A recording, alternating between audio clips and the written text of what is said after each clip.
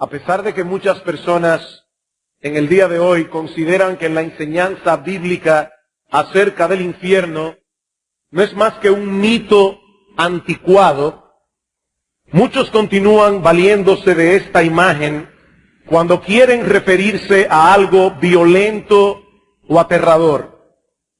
Durante la Segunda Guerra Mundial, la división comandada por el general Patton, la primera unidad americana que entró en Berlín, fue llamada el infierno sobre ruedas por los destrozos que causó. En diciembre del año 1990, cerca de Chattanooga, Tennessee, se produjo un tremendo accidente en el que chocaron 75 vehículos en cadena, dejando un saldo de 15 muertos y 186 heridos. Un bombero describió la escena como un infierno de 5 kilómetros. La primera noche de bombardeos sobre Bagdad, probablemente muchos recordarán esto, en la guerra en el Golfo Pérsico en el año 1991, el corresponsal de CNN, Bernard Shaw, comentó a los televidentes: esto es como estar en medio del infierno. Esta palabra transmite una imagen aterradora, aunque curiosamente también se usa en ciertos contextos para referirse a cosas positivas o emocionantes. Cuando Saddam Hussein anunció en 1990 la liberación de todos los extranjeros que habían sido retenidos en Irak luego de la invasión de Kuwait, uno de los rehenes llamó por teléfono a su esposa en Gran Bretaña para saber si ella había oído la noticia. Ella le respondió: sí, por aquí se ha montado un auténtico infierno, refiriéndose a una euforia de alegría. Y esta misma semana leí en un periódico local la noticia de que se ha desatado una batalla infernal en el béisbol de Grandes Ligas por el premio del jugador más valioso. Es obvio que las personas tienen una idea del infierno que en algunos casos se acerca a lo que la Biblia enseña al respecto. Pero también es evidente que el infierno es un concepto que se ha ido evaporando gradualmente de la conciencia colectiva de la sociedad occidental. Y algunas personas piensan que la idea de una condenación eterna es una especie en extinción. A principios de los 70, John Lennon compuso una de sus canciones más famosas. Y esta canción comienza diciendo: imagínate que no existe el cielo. Es fácil si haces un intento. Sin un infierno bajo nuestros pies y sobre nosotros solo el firmamento. Imagínatelo. Sin cielo y sin infierno. He ahí la filosofía de vida que muchos prefieren asumir, tomando a John Lennon como su profeta. De la nada venimos y a la nada volveremos, y entre una nada y la otra debemos procurar sacarle el jugo a esta vida, porque esto es todo lo que hay. Pero ¿es realmente así? ¿Es realmente así que después de la muerte física no hay nada más? Sí se puede hacer el intento y tratar de imaginar que no existe el cielo ni el infierno, haciéndole caso omiso a las contundentes enseñanzas de Cristo y a la Biblia en general. Pero mi amigo, el problema es que nuestra imaginación no puede fabricar una realidad distinta de la que hay. Las cosas no son como yo quiero imaginármelas. Las cosas son como son. Y lo que quiero hacer en esta ocasión es echar un vistazo a lo que la palabra de Dios enseña con respecto al infierno. Porque es la única voz autoritativa que puede proveernos información veraz y segura sobre la existencia después de la muerte de aquellos que parten de este mundo enemistados con Dios, de aquellos que parten de este mundo en sus delitos y pecados. Sí, yo sé que el tema no es agradable, yo lo sé. Para mí no va a ser fácil predicarlo, para ustedes no va a ser fácil oírlo. Pero ¿qué dice la Biblia con respecto al infierno? En la mañana de hoy nos limitaremos a 4 aspectos fundamentales y el primero de todos es que el infierno es un lugar real. El infierno es un lugar real. Y digo esto porque muchas personas viven vidas tan miserables que no pueden imaginarse siquiera que existe otro infierno del que ellos han vivido aquí. En una de sus obras de teatro, el filósofo existencialista Jean-Paul Sartre pone en boca de uno de sus personajes algo que pienso y sospecho que está en la mente de mucha gente. El infierno son los demás. El infierno son los demás. Olvídense de la hoguera y el azufre, dice él. No hay más infierno que la condición miserable que otras personas nos hacen padecer en esta vida. Pero esa no es la enseñanza de la Biblia con respecto al infierno. Por más terrible que sea la existencia de algunos en este mundo caído y dañado por el pecado, la Biblia presenta el infierno como un lugar real que muchos tendrán que enfrentar después de la muerte física. El infierno no es una metáfora, el infierno no es un cuadro simbólico de nuestros sufrimientos presentes. El infierno no es, como dijo en cierta ocasión un teólogo liberal, una experiencia interna provocada por la negativa de una persona a abrirse al amor. No. En la parábola del rico y Lázaro, en Lucas 16:28, Jesús presenta a este hombre rico describiendo el infierno como este lugar de tormento. Este lugar de tormento. Y la palabra que aparece allí es la que normalmente se usa en la Biblia, en el Nuevo Testamento, para referirse a un lugar. La palabra griega topos, de donde proviene nuestra palabra topografía. De igual manera dice la Biblia de Judas en Hechos capítulo 1, versículo 25, que luego de quitarse la vida, se fue a su propio lugar. O como lo traduce alguien, se fue a donde merece estar. El infierno es un lugar real, creado por Dios. ¿Dónde se encuentra? No lo sabemos, porque la Biblia no lo revela. Durante la Edad Media era común pensar que el cielo se encontraba en algún lugar encima de nosotros y el infierno en algún lugar debajo de nosotros, pero hoy sabemos que las expresiones arriba y abajo en relación con el universo no tienen ningún sentido. No tienen ningún sentido. Lo que es arriba para nosotros es abajo para los chinos. Y viceversa. Hace unos años un periódico finlandés anunció que en la década de los 80 unos científicos rusos habían encontrado el infierno. Supuestamente perforando un pozo en Siberia, un pozo de 14.4 kilómetros de profundidad y con un aparato receptor ultra sensible, habían registrado el sonido de millones de voces humanas gritando en angustia. Si nunca han oído ese video, yo lo he visto y lo he oído. Según este grupo de científicos, también registraron que en ese lugar había una temperatura estimada en 1100 grados Celsius, unos 2000 grados Fahrenheit. Por supuesto, habría que preguntarse cómo los aparatos de grabación pudieron resistir una temperatura semejante. ¿Y por qué esperaron tanto tiempo para dar a conocer una noticia tan extraordinaria? ¿No eso es un engaño? Un engaño muy elaborado. Nosotros no tenemos idea de dónde se encuentra localizado el infierno en este universo creado por Dios. Pero no hay ninguna duda de que la Biblia lo presenta como un lugar real. En segundo lugar, la Biblia también enseña que el infierno es un lugar de castigo justo y terrible.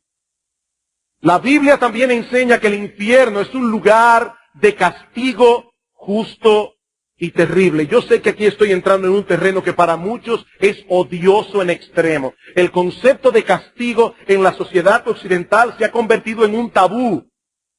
Muchas personas consideran que la idea de castigar es barbárica, primitiva, algo que no es digno de una sociedad civilizada. Y si a esto añadimos el relativismo moral que permea nuestra sociedad, entenderemos por qué esta enseñanza bíblica del juicio y del castigo resulta hoy día tan chocante. Alguien ha dicho que la creencia más fundamental en la cultura americana es que la verdad moral es relativa a cada conciencia individual. Consecuentemente, nuestra cultura no tiene problemas con un Dios de amor que nos apoya sin importar cómo vivamos, pero objeta fuertemente la idea de un Dios que castiga a las personas. Esta mentalidad caracteriza el espíritu de nuestra época. En la antigüedad, la mayoría de las personas pensaban que existía un orden moral, objetivo, absoluto, al cual los hombres debían adaptarse independientemente de nuestros gustos, independientemente de nuestras preferencias personales. Ahora, yo no estoy diciendo con eso que en la antigüedad la mayoría de las personas se sometía a ese orden moral, porque no era así. Pero en la mente de muchas personas este concepto estaba tan claro como la luz del mediodía. Pero entonces llegó la ciencia moderna en el siglo XVI, irónicamente promovida en un principio por la idea de que un Dios racional había creado el universo y que había dado al hombre la capacidad de aplicar su razón para entender ese universo racional. Sepan esto, amados hermanos y amigos que están aquí de visita en esta mañana, es por la influencia de la cosmovisión cristiana que nace la ciencia moderna. Pero poco a poco comenzó a desarrollarse en el hombre moderno la mentalidad de que la ciencia era el único medio para poder conocer con certeza las cosas. Lo que no se puede probar por la ciencia no se puede conocer. Y muchos llegaron a pensar también que la ciencia podía aplicarse para transformar el orden natural a nuestra conveniencia. De manera que ya no tenemos que controlar nuestros deseos para que encajen con la realidad. No, ahora podemos transformar la realidad para que encaje con nuestros deseos. En otras palabras, ya no hay un orden moral preestablecido al que debemos someternos. No, ahora corresponde a cada individuo o a cada conglomerado social decidir lo que está bien, decidir lo que está mal. Pero imagínense a una persona que ha comprado esta religión, porque es una religión. Imagínense a una de estas personas religiosas que ha comprado esta filosofía y que opina, por ejemplo, que el sexo fuera del matrimonio es perfectamente apropiado porque el sexo es una inclinación natural en el hombre. ¿Cómo reaccionará este individuo cuando le digamos por medio de la Biblia que algún día Dios castigará a los adúlteros y a los fornicarios? ¿Cómo reacciona este individuo? Se siente altamente ofendido, se siente abusado porque se han pisoteado sus derechos. Dios no tiene derecho a juzgarme. Pero la Biblia enseña sin lugar a dudas que el mismo Dios que estableció una ley moral que debe regir a todos los hombres por igual, estableció castigo para aquellos que violen su ley. Como sabe cualquier cuerpo judicial, una ley sin sanciones son palabras al viento. Una ley sin sanciones son palabras al viento y Dios no habla por hablar. En Mateo capítulo 26, versículo 46, el Señor Jesucristo nos dice que los impíos irán al castigo eterno, castigo eterno. Y en 2 Tesalónica capítulo 1, versículo 9, Pablo dice que los que no conocieron a Dios ni obedecieron el evangelio de nuestro Señor Jesucristo sufrirán pena de eterna perdición. Allí será el lloro y el crujir de dientes, dice el Señor. El infierno es un lugar de sufrimiento y miseria. Eso lo vemos más claramente al considerar el origen histórico de la palabra Gehenna, que es la que normalmente aparece en griego y que se traduce en español infierno. Alrededor del año 750 a.C., subió al trono de Judá un hombre impío llamado Acaz. Y una de las atrocidades que este rey idólatra cometió fue la de sacrificar a sus propios hijos al dios amonita de Moloc en el valle de los hijos de Hinnom, o valle de Hinnom, un lugar ubicado al sudoeste de Jerusalén. Este rey impío fue sucedido por su hijo Ezequías, un hombre temeroso de Dios que abolió las prácticas idolátricas de sus padres. Pero a la muerte de Ezequías le siguió su hijo Manasés, tan impío y tan idólatra como su abuelo Acá. Este volvió a edificar los altares paganos en el valle de Hinnom, donde sacrificó también a algunos de sus hijos. Manasés fue sucedido por su hijo Amón, tan impío como el padre. Y este a su vez fue sucedido por Josías, uno de los reyes más piadosos que tuvo Israel en toda su historia. Josías destruyó los altares que sus ancestros habían edificado y destinó el valle de Hinnom para ser un vertedero público donde iban a parar los desperdicios y toda la basura de Jerusalén. Más tarde este lugar fue escogido para arrojar los cuerpos de animales muertos, así como los cadáveres de los criminales que se pudrían allí o eran consumidos por el fuego, un fuego que ardía continuamente porque siempre había algo que quemar. Un escritor señala que en ese lugar las llamas nunca dejaban de arder y los gusanos nunca dejaban de comer. Los hebreos le llamaban Ge-ben Hinnom, o en su forma abreviada Ge-Hinnom, la cual pasó al idioma griego como Gehenna. Gehenna.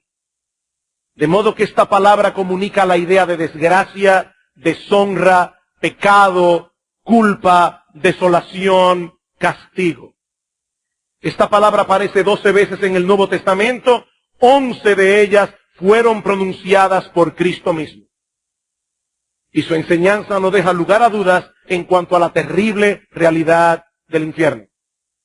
En Mateo 5:29 Cristo advierte del peligro de ser arrojado con todo tu cuerpo en el Gehenna, en el infierno. En Mateo capítulo 23, versículo 33, menciona a los hipócritas que no podrán escapar de la condenación del infierno. Cuando envió a los 12 discípulos a predicar el Evangelio y sabiendo de antemano que habrían de enfrentar muchas dificultades y muchas persecuciones, Cristo les dice: no temáis a los que matan el cuerpo, mas el alma no pueden matar. Temed más bien a aquel que puede destruir tu cuerpo y tu alma en el Gehenna, en el infierno. En otra ocasión se refirió al Gehenna como el lugar donde el gusano de ellos no muere y el fuego nunca se apaga. Y aunque algunas de estas descripciones son metafóricas, eso no suaviza la realidad del infierno, sino que la recrudece. Porque la realidad siempre será peor que aquello que se usa como una simple comparación. El infierno es un lugar de castigo justo y terrible. Como vimos la semana pasada, la Biblia nos revela un Dios perfectamente bueno, pero también como un ser perfectamente santo, perfectamente justo, un Dios que de ningún modo tendrá por inocente al malvado, un ser que es indiferente a la maldad, que es indiferente a la injusticia, no es bueno en ningún sentido. Si nuestro Dios no es un Dios justo, entonces sería el diablo. Y como criaturas creadas a su imagen y semejanza, todos nosotros aquí podemos entender ese concepto, por más que algunos se empeñen en sacarlo de sus mentes y de sus conciencias. Nosotros fuimos creados a la imagen de Dios y tenemos un sentido moral en nuestro corazón. Tenemos una conciencia que nos dice a voz en cuello que el mal debe ser castigado y lo justo debe ser recompensado. Ese es un principio elemental de justicia. Como yo decía hace un momento, las leyes sin sanciones son palabras al viento. Y cuando es Dios el que castiga, ese castigo será justo, absolutamente justo. El juicio de Dios, dice Pablo en Romanos 2, es según la verdad. Nadie recibirá un poco más de lo que merece, pero tampoco ni un poco menos. Es por eso que la Biblia enseña claramente que en el infierno no todos sufrirán el mismo grado de castigo. En el infierno habrá diferentes grados de castigo. Dice en Lucas capítulo 12, versículo 47, aquel siervo que conociendo la voluntad de su Señor no se preparó recibirá muchos azotes, mas el que sin conocerla hizo cosas dignas de azote, será azotado, pero poco, porque todo aquel a quien se le haya dado mucho, mucho se le demandará, y al que mucho se le haya confiado, más se le pedirá. El castigo será proporcional al conocimiento y a las oportunidades. Es a la luz de esa realidad que Cristo pronunció un juicio tan severo contra las ciudades de Betsaida, de Corazín, de Capernaum. Dice que comenzó a reconvenir a las ciudades en las cuales había hecho muchos milagros, porque no se habían arrepentido. Estas personas tuvieron a Cristo allí, predicando el Evangelio y mostrando su poder a través de milagros, y aún así no se arrepintieron. Dice Cristo, ¡ay de ti, Corazín! ¡Ay de ti, Betsaida! Porque si en Tiro y en Sidón se hubieran hecho los milagros que han sido hechos en vosotras, tiempo ha que se hubieran arrepentido en cilicio y ceniza.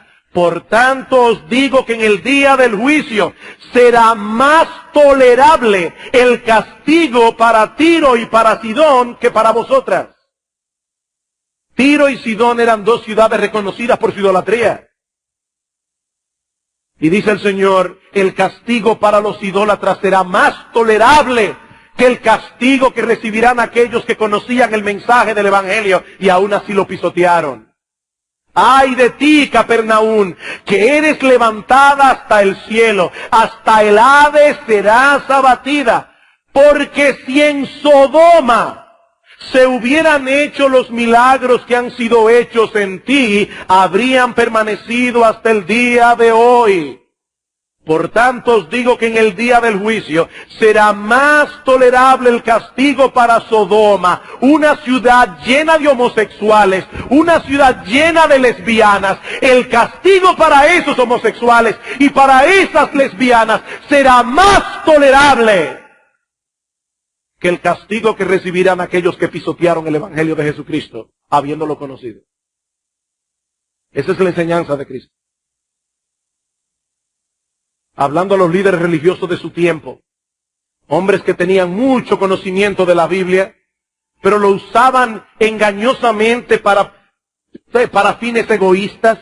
Y Cristo les dice, ay de vosotros, escribas y fariseos hipócritas, porque devoráis las casas de las viudas y como pretexto hacéis largas oraciones. Por esto recibiréis mayor condenación. Mayor condenación. Todos serán castigados. El infierno es horrible para todos, pero no todos lo serán en el mismo grado. Mayores privilegios traen mayor responsabilidad. Y ya me imagino a alguien pensando, pero pastor, si esto realmente es así, me hubiera convenido más nunca haber oído el Evangelio. No, mi amigo, ese es un razonamiento totalmente equivocado. Por un lado, como yo decía hace un momento, todos serán castigados, porque la ignorancia de aquellos que nunca han oído el Evangelio es una ignorancia relativa, no absoluta. Ese es el argumento de Pablo en Romanos capítulo 1, versículos 18 en adelante. Pablo dice que aún esos paganos que nunca tuvieron en sus manos una Biblia, tales paganos conocen a Dios. ¿Cómo lo conocen? Porque las cosas hechas por Él, su eterno poder y deidad, se hacen claramente visibles por medio de las cosas hechas, de modo que no tienen excusas. Dios es un artista que quiere ser conocido y puso su firma de artista al pie de su obra. Por donde quiera que mires, verás un testimonio de la gloria de Dios. No es una ignorancia relativa, por eso no son inocentes, son culpables. Alguien se preguntaba qué va a pasar con los pobres inocentes de África que nunca han oído el Evangelio. Y R.C. Sproul responde muy sabiamente, los pobres inocentes de África no serán condenados porque Dios no castiga a los inocentes. Ahora la pregunta es si hay algún inocente en África. Pablo dice que no. Todo hombre sabe que Dios existe. Claro que psicológicamente muchas personas se convencen de lo contrario. Pero Pablo dice, habiendo conocido a Dios, no le glorificaron como a Dios. ¿Saben qué pasa, mis amados hermanos y amigos que están aquí en esta mañana? Nadie puede vivir como si Dios no existiera. Eso es imposible. Cada vez que una persona grita airada, esto no es justo, sin saberlo, está reconociendo que existe un estándar de justicia al que todo el mundo debería someterse. Si no, esa expresión no tiene sentido. Pero ¿cómo puede existir un estándar de justicia al que todo el mundo debiera someterse sin un legislador que haya dado tal ley? No es una ignorancia relativa. Por eso serán azotados, metafóricamente hablando. Pero por otra parte, la predicación del Evangelio es el medio por excelencia que Dios usa para salvar a los pecadores. Pablo dice en Romanos capítulo 1, versículo 16, que el Evangelio es poder de Dios para salvación. Y más adelante dice que la fe viene por el oír y el oír por la palabra de Dios. Dios ha escogido la predicación del Evangelio como el medio por excelencia para salvar a los pecadores. Por eso el castigo será más severo contra aquellos que rechazaron ese medio de gracia habiéndose expuesto a él, porque la oportunidad de escuchar el Evangelio es en realidad un enorme privilegio. Nosotros no sabemos en qué sentido algunos recibirán mayor condenación. Y no tiene sentido ponerse a especular más allá de lo que la Biblia revela. Pero yo creo que nosotros podemos suponer con bastante grado de certeza que una de las cosas que agravarán el castigo de muchos en el infierno será su memoria. El recuerdo de todas las oportunidades que despreciaron. El recuerdo de tantas predicaciones, el recuerdo de tantos devocionales familiares, el recuerdo de tantas oraciones paternas, aún con lágrimas, eso agravará sin duda el remordimiento de millares y millares de los condenados en el infierno. ¡Oh, si hubiese hecho caso! ¡Oh, si hubiese venido a Cristo en arrepentimiento y fe, cuando todavía podía hacerlo! Pero el día llegará cuando toda oportunidad se perderá para siempre. Y eso nos lleva a nuestro próximo encabezado. Y es que el infierno es un lugar de castigo eterno. El infierno es un lugar de castigo eterno. Y aunque yo no voy a repetir todo lo que dijimos en el sermón anterior acerca de la justicia de Dios al castigar eternamente los pecados que se cometen en el tiempo, solo quiero recordar dos cosas. Primero, que los crímenes que no se castigan, que los crímenes no se castigan tomando en cuenta el tiempo que lleva a cometerlos.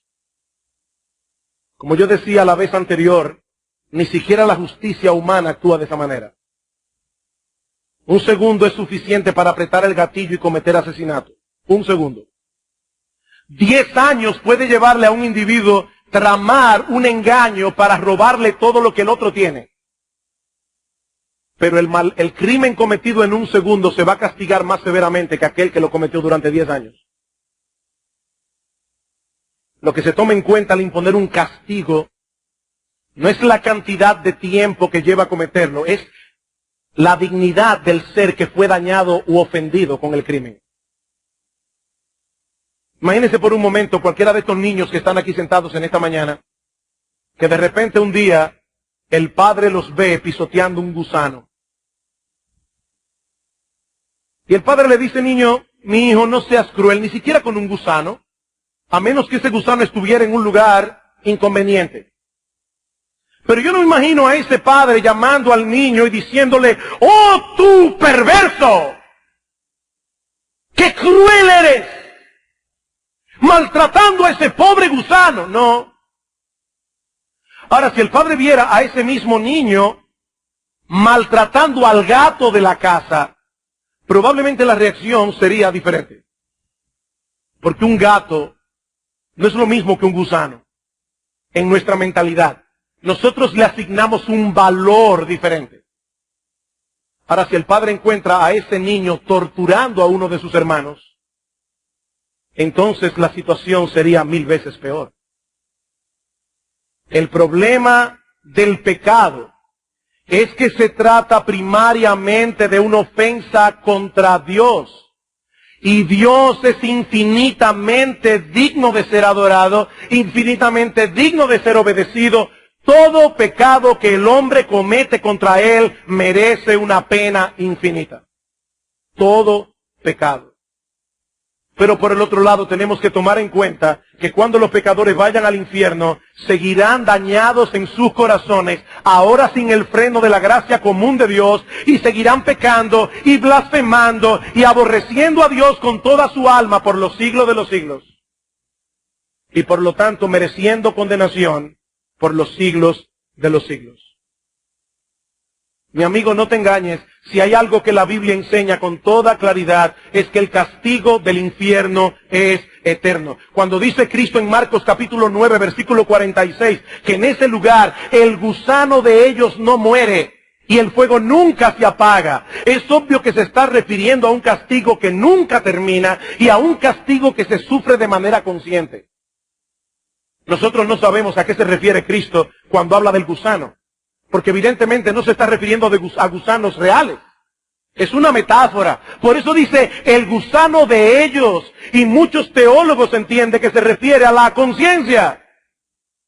Esa conciencia corroyendo al pecador por los siglos de los siglos. En el texto de Mateo 25:46, que ya hemos citado varias veces, Cristo dice que tanto los impíos como los justos arribarán a un destino eterno.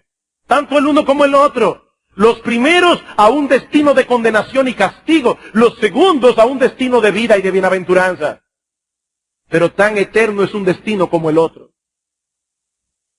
En el texto que leímos en 2 Tesalónica 1:9, Pablo dice, sufrirán eterna perdición. El profeta Daniel nos dice que los condenados sufrirán vergüenza y confusión perpetua. En 2 de Pedro 2:4 se habla de prisiones eternas. En el versículo 7 de Judas se habla del castigo del fuego eterno. Y en el versículo 13 de eterna oscuridad. Dios se empeñó en dejar señales claras de advertencias para que no hubiese ninguna duda al respecto. El castigo del infierno es eterno. Eterno. Nosotros no podemos ni siquiera comprender ese concepto. Eternidad. Y yo le pedí al Señor en esta semana, Señor, por favor, usa el mensaje de tu palabra para clavar esa palabra en el corazón de los inconversos aquí. Eternidad, eternidad, eternidad, por los siglos de los siglos. Hablando de los condenados en Apocalipsis capítulo 14, versículo 11, dice que el humo de su tormento sube por los siglos de los siglos. La misma expresión que se usa para hablar de Dios en Apocalipsis 4:9. Dice que Dios es el que vive por los siglos de los siglos, de manera que el tormento del infierno es tan eterno como Dios mismo. Sí, yo sé que algunas sectas pseudocristianas enseñan que los pecadores serán destruidos en un instante cuando sean arrojados al infierno. Y algunos dicen que lo que sube por los siglos de los siglos es el humo. No, ese texto dice algo más. Dice, y serán atormentados, no tienen reposo de día ni de noche. No tienen reposo de día ni de noche. Queridos hermanos y amigos que están aquí en esta mañana, por más duras que suenen estas palabras, es imposible evadir la enseñanza de la Biblia al respecto. El infierno es una terrible realidad. Tan terrible que Dios el Hijo se hizo hombre para sufrir el infierno en la cruz del Calvario y así poder proveer al hombre salvación gratuita por medio de la fe. Pero aún hay algo más. Y es que el infierno fue preparado para el diablo, para sus ángeles y para todos aquellos que decidan seguir sus caminos. Para todos aquellos que mueran con su puño alzado contra Dios. Alguien decía en un tono de burla blasfemo que el infierno estará lleno de gente interesante. El infierno estará lleno de gente interesante. Recuerdo en mis primeros días como cristiano predicando el evangelio en la universidad que un burlador me dijo algo similar. Y fulano va a estar en el infierno. Entonces fulana, tal actriz, estará en el infierno. Pues allí donde yo quiero ir. La vida lo plantea de otra manera. Mi amigo, la Biblia lo plantea de otro modo. Cristo habla del infierno como un fuego preparado para el diablo y sus ángeles. El infierno es un terrible lugar preparado especialmente para criaturas demoníacas. Ese es su destino. Y es interesante notar que esto es algo que los mismos demonios conocen. En cierta ocasión Cristo visitó una sinagoga y había allí un hombre endemoniado que de inmediato comenzó a dar voces diciendo: ¡Ah! ¿Qué tienes con nosotros, Jesús Nazareno? ¿Has venido para destruirnos? Y en una situación similar en Lucas capítulo 8, versículo 31, dice que los demonios le rogaban al Señor que no los enviase al abismo. Ellos conocen perfectamente cuál es el destino que les espera, pero como no tienen un átomo de bondad, tratan de llevarse consigo al mayor número de personas a través del engaño y de la seducción.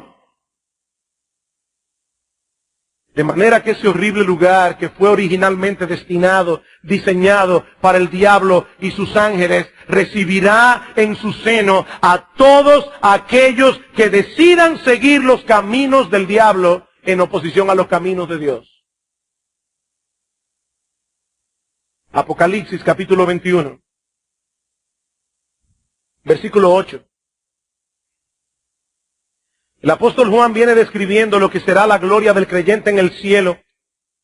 Y dice en el versículo 7, el que venciere heredará todas las cosas y yo seré su Dios, él será mi hijo, pero los cobardes, los incrédulos, los abominables, los homicidas, los fornicarios, los hechiceros, los idólatras y todos los mentirosos tendrán su parte en el lago que arde con fuego y azufre, que es la muerte segunda.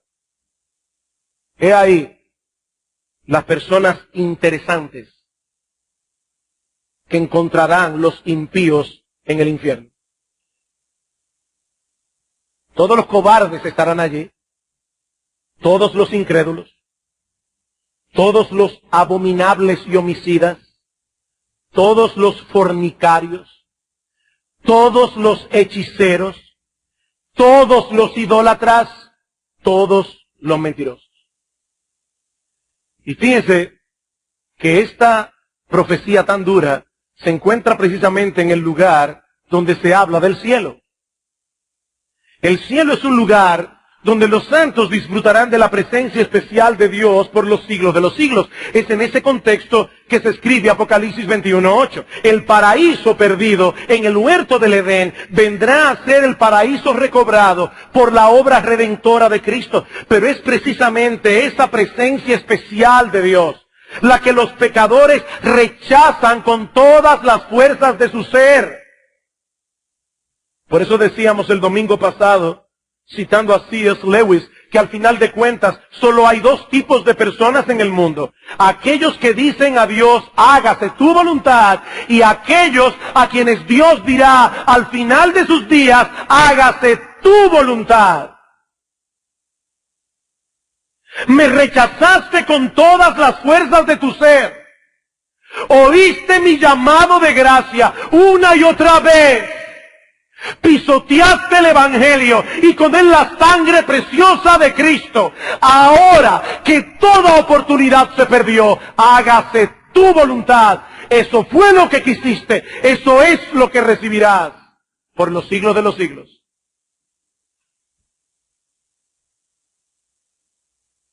Y por favor no piensen que el infierno solo está lleno de criminales, de alcohólicos, de drogadictos, de fornicarios, de adúlteros, porque no es verdad. En el infierno habrá también mucha gente decente y moralista, que por estar confiando en sus propias obras, por estar confiando en su propia justicia, también desecharon el evangelio de gracia de nuestro Señor Jesucristo. ¿Recuerdan la palabra del apóstol Pablo en 2 Tesalonicenses capítulo 2, versículo 8? Pablo dice allí que los que no obedecieron a Dios, no conocieron a Dios, ni obedecen el evangelio de nuestro Señor Jesucristo, sufrirán pena de eterna perdición. ¿Cuál fue el pecado allí? No recibir por fe el evangelio de gracia. Por eso Cristo le dice a Nicodemo, un hombre decente, un hombre moralista, Nicodemo, el que no naciere de nuevo, no puede ver el reino de Dios. El que cree en el Hijo de Dios tiene vida eterna, dice en Juan 3:36, pero el que rehúsa creer en el Hijo no verá la vida. No importa qué tan decente, no importa qué tan popular sea en la alta sociedad. Cristo dice, el que oye mi palabra y cree al que me envió tiene vida eterna. Y no vendrá a condenación, mas ha pasado de muerte a vida. ¿Quiénes? Los que se guardan de adulterio, los políticos que no son corruptos, los que no roban lo que no les pertenece, no. Los que escuchan mi palabra y creen al que me envió. He ahí, en una forma bien resumida, algunas de las enseñanzas más importantes de la Biblia acerca del infierno. El infierno es un lugar real, el infierno es un lugar de castigo, el infierno es un lugar de castigo eterno, el infierno fue preparado para el diablo, para sus ángeles, pero también irán a parar allí todos aquellos que murieron en sus pecados, enemistados contra Dios. Indudablemente se trata de una doctrina difícil de asimilar, aún para nosotros los creyentes. Aún para nosotros los creyentes. ¿Saben por qué? Porque nosotros no tenemos un concepto adecuado de la horrible naturaleza y culpabilidad del pecado. Y mucho menos tenemos una idea, ni siquiera aproximada, de la magnificencia de la gloria de Dios.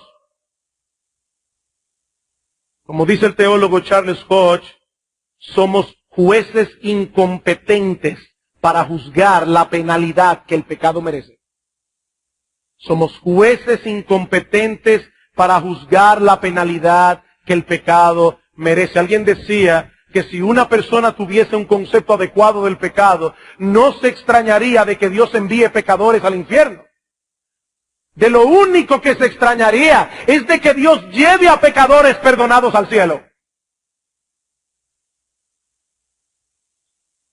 Si nosotros pudiéramos ver por un instante el infierno desde la perspectiva de Dios, ¿qué veríamos?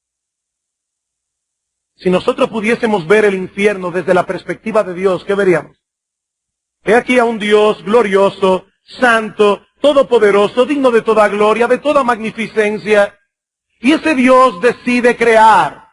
Y entre todas las criaturas que Él hace al hombre, y solamente al hombre, a su imagen y semejanza. Un ser que tiene intelecto, un ser que tiene emociones, un ser que tiene raciocinio, un ser que puede interpretar los hechos. Y Dios se encarga de hacer una creación lo suficientemente maravillosa como para que no hubiese dudas en cuanto al hecho de que fue Él que la hizo. Y le dio al hombre la capacidad de entender esa evidencia. Pero ese hombre también era un ser libre. Porque Dios hizo a un ser capaz de amar. Y un ser que no fuera libre. Un ser que no tiene opción. Es una máquina, no es una persona. Y ese ser libre en su libertad escoge el pecado, escoge seguir la mentira del diablo, escoge voluntariamente darle las espaldas a Dios.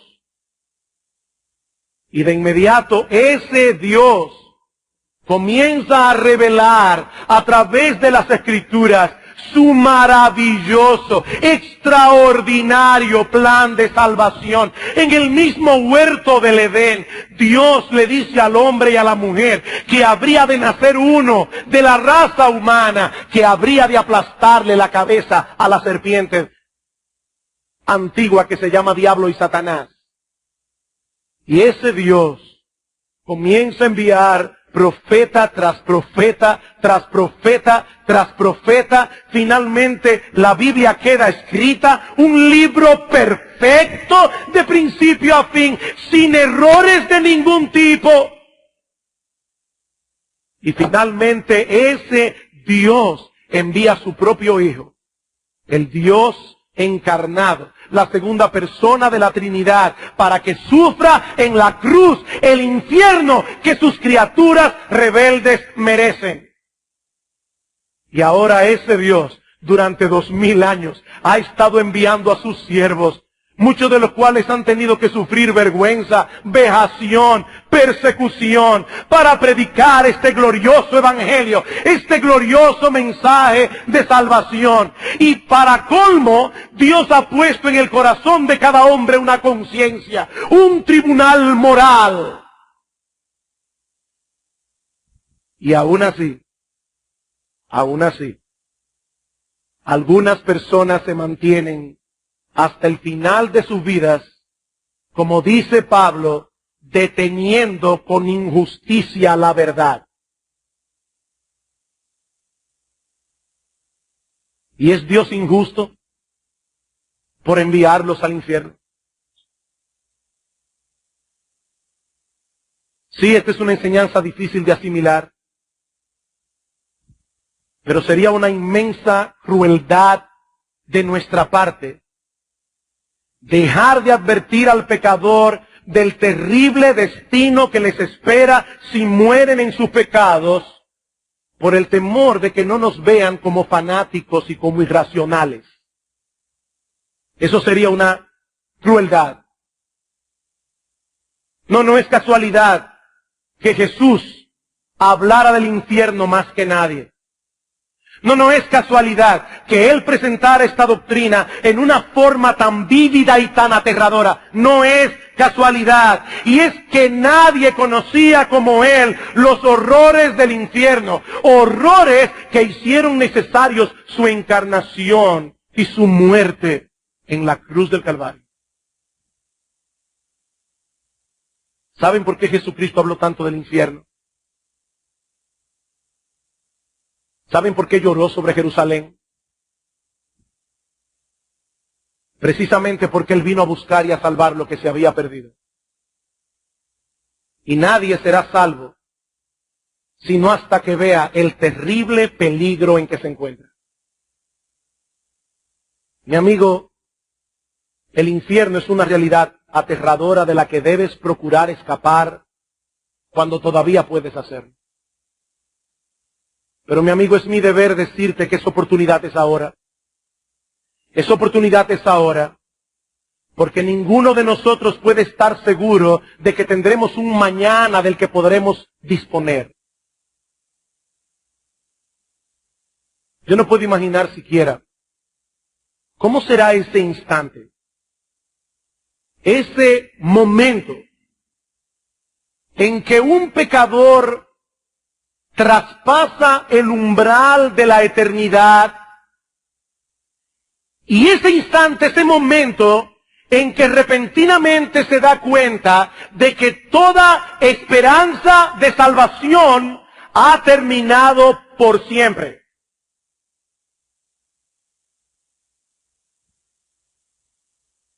¡Qué terrible! ¡Qué terrible! Pero mi amigo, ese no tiene que ser el final de tu historia.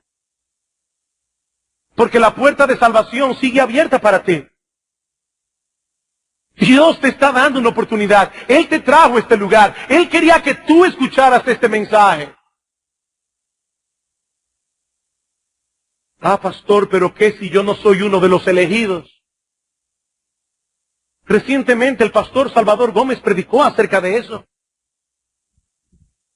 No, mi amigo, la Biblia no enseña en ningún lugar que los pecadores deben averiguar primero si son elegidos para venir a Cristo en arrepentimiento y fe. Más bien la Biblia proclama que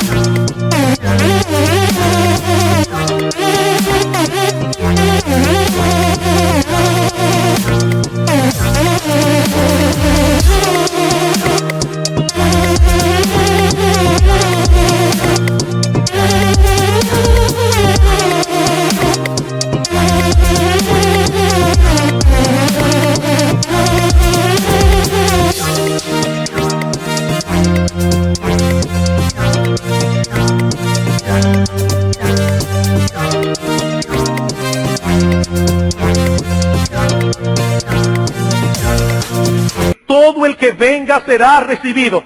Todo el que venga será recibido. Todo el que venga con la disposición de confiar en Cristo y solamente en Cristo para la salvación de su alma. Todo el que a mí viene, yo no lo echo fuera. Más aún, mi amigo, la Biblia dice que la gracia de Dios está disponible para ayudarte en este momento a hacer lo que por ti mismo tú no puedes hacer.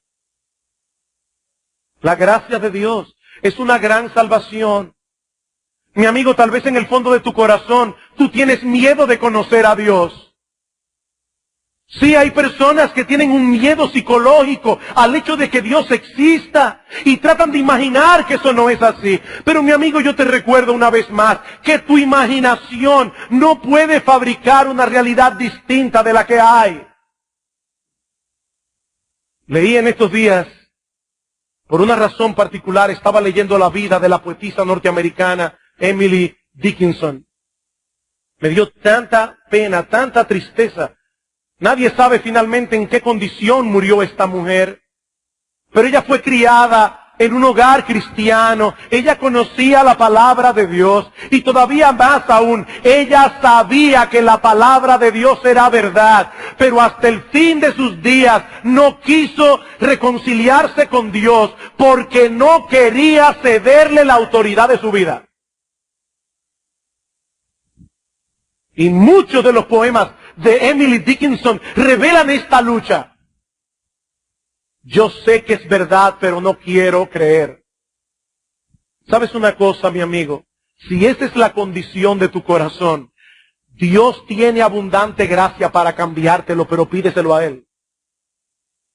Pídeselo a Él. Un hombre vino en cierta ocasión al Señor Jesucristo y Cristo le dice, tú crees, porque al que cree todo lo es posible. Y este hombre rápidamente dice, sí Señor, yo creo. Después lo pensó mejor y le dice, Señor, ayuda mi incredulidad. Ayuda mi incredulidad. ¿Le tienes tanto miedo al hecho de que esto sea verdad que no te atreves a pedirle a Dios que te lo muestre? ¿Es tal tu terror? Mi amigo, pídele a Dios que te transforme. Pídele a Dios que venza tu incredulidad. Pídele que destroce la dureza de tu corazón. Pídeselo a Él. Dice la Biblia que Jesucristo es un gran Salvador que puede dar a su pueblo perdón de pecados y arrepentimiento. Pídeselo a Él. Pídeselo a Él. Pero no te vayas de este lugar con la ira de Dios sobre ti. Porque mi amigo, lo cierto es, y yo estoy muy consciente de eso, que este puede ser el último sermón que yo predique en Iglesia Bíblica del Señor Jesucristo, o puede ser el último sermón que Dios te dé la oportunidad de escuchar.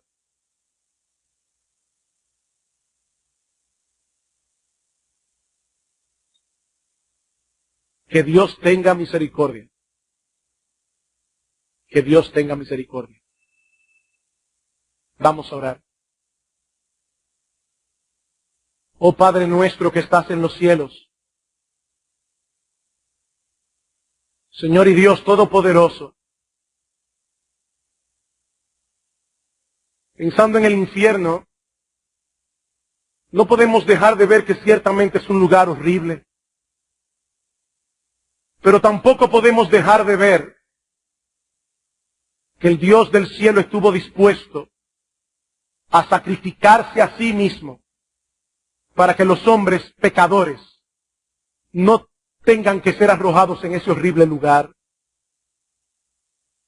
Señor, usa tu palabra en esta mañana. Más allá de lo que nosotros podemos hacer, Señor, vence corazones obstinados, ablanda corazones endurecidos, reparte abundantemente fe donde hay incredulidad, valentía donde hay cobardía. Señor, ten misericordia y salva a los pecadores. Padre, usa tu palabra en este mismo momento para que hombres, mujeres, jóvenes y niños clamen a ti en arrepentimiento y fe. Señor, ten misericordia, porque te lo pedimos en el nombre de Cristo. Amén.